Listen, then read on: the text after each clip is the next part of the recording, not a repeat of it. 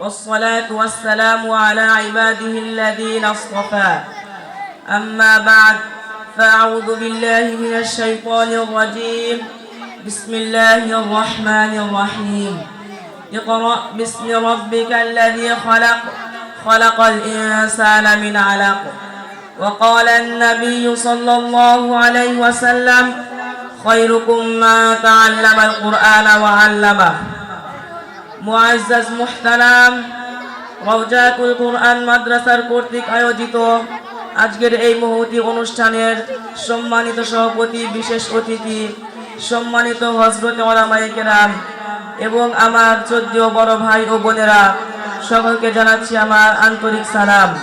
আসসালামু আলাইকুম। সম্মানিত সুধী, আমরা সকলেই জানি education is the backbone of nation.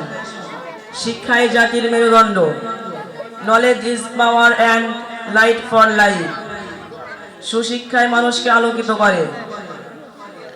আল্লাহ তাআলা ঘোষণা করেন, রব্বানা আতিনা ফিদ দুনিয়া হাসানাতাও ওয়া ফিল আখিরাতি হাসানাতাও ওয়া কিনা আযাবান নার।